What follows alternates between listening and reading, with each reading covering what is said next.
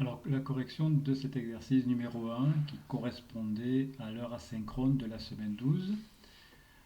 Alors, la première question, c'était l'équation de la réaction. Alors, le dichlore peut être obtenu, donc c'est un produit de la réaction, hein, par action du dioxygène sur le chlorure d'hydrogène. Ce sont les réactifs, donc HCl plus dioxygène. Ça va donner le dichlore que je veux obtenir, hein, que je veux fabriquer, plus ça donne de l'eau. Voilà mon équation. Alors bien sûr, elle n'est pas équilibrée, donc je vais l'équilibrer, et je l'équilibrer comme ça, 4, 1, 2 et 2. Donc 4 chlore, 2 fois 2, 4 chlore, 2 oxygènes, 2 oxygènes, 2 fois 2, 4 hydrogènes, 4 hydrogènes. Alors vous auriez pu, hein, moi j'ai choisi les coefficients entiers les plus petits possibles, vous auriez pu prendre 2 ici, 1 demi, 1 et 1. Donc voilà notre équation. Alors ensuite, on vous demande quelle quantité de matière, c'est-à-dire nombre de moles, de dichlore on obtient en utilisant 50 moles de HCl. Alors ça veut dire que ces 50 moles de HCl, c'est le réactif qui est limitant. Je vais utiliser toutes les 50 moles, je vais avoir ici un excès de dioxygène, hein. Donc ce qui va m'intéresser, ce qui va arrêter la réaction, c'est les 50 moles de HCl. Donc voilà, je vais réécrire mon équation ici. Donc j'ai 4 HCl plus O2, ça donne 2 Cl2 plus 2 H2O. Donc dans mon état initial ici, en noir, initial, j'ai 50 moles ici. Ici j'ai un excès de dioxygène. Et je veux que dans mon état final, eh bien, je n'ai plus d'HCl. Ici, il va pouvoir me rester du O2. Et je veux savoir combien de moles de Cl2 et combien de moles de H2O je vais avoir à la fin. Donc ici, je vais calculer l'avancement final. L'avancement final ici, ça va être ici, pour ce 0, ça va être 50 moins 4 fois, qui est le coefficient stoichiométrique, fois l'avancement final. Ici, c'est égal à 0. Et donc j'obtiens ici l'avancement final. Donc l'avancement final ici, c'est égal à 12,5 mol.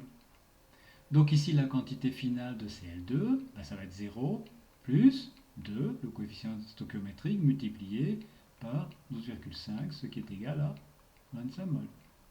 Donc je réponds à ma première question ici. Je vais avoir, si j'utilise 50 mol de HCl, je vais avoir 25 mol de Cl2. Alors vous pouviez le voir tout de suite sans faire tout ceci, hein. Ici j'ai 4 mol de HCl, j'obtiens 2 mol de Cl2. 4 mol, 2. Donc 50, 25. Donc ça c'était la première question. Alors quelle quantité ensuite de minimale de dioxygène est alors nécessaire? Alors minimal, ça veut dire que il faut ici avoir la quantité de dioxygène pour que à la fin ici j'ai 0. Donc il faut être dans les proportions stoichiométriques. Donc ici j'ai 4 à 1, donc c'est 50 divisé par 4, ça veut dire il me faut 12,5 mol de dioxygène. Donc la quantité de dioxygène, le nombre de moles, doit être supérieur ou égal à 12,5. C'est la quantité minimale, hein. 12,5 mol. Alors dans la question suivante, on considère que l'état initial est constitué de 150 mol de dioxygène et on veut qu'à la fin il y ait 20 mol de HCl en excès. Et on veut déterminer la quantité initiale de HCl. Donc je vais ici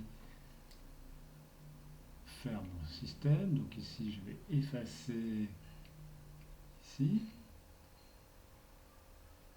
Donc je veux que j'ai, ici, donc ici je vais effacer tout ça. J'ai ici 150, ici j'ai une quantité que j'appelle N0, et je veux qu'à la fin ici il y ait 20. Donc je vais calculer ici comme ça, le O2 c'est le réactif limitant. Je vais calculer l'avancement final ici, donc j'aurai 150 moins une fois l'avancement final qui est égal à 0 ici. Donc ici, mon avancement final, ben c'est égal à 150 moles. Donc je vais appliquer ça ici. J'aurai la quantité initiale moins 4 fois l'avancement final qui vaut 150. Et ceci, ça doit être égal à 20. Et donc je trouve ici N0. Je calcule et ça fait 620 moles. Donc ici, je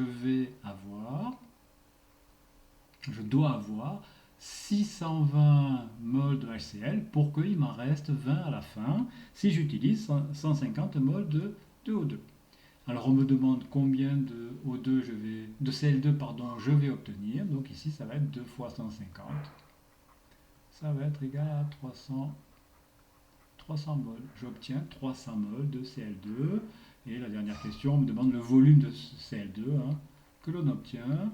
Ben, c'est le nombre de moles, 300, pardon, multiplié par le volume molaire, qui est 25 ici. Vous l'avez ici, 25.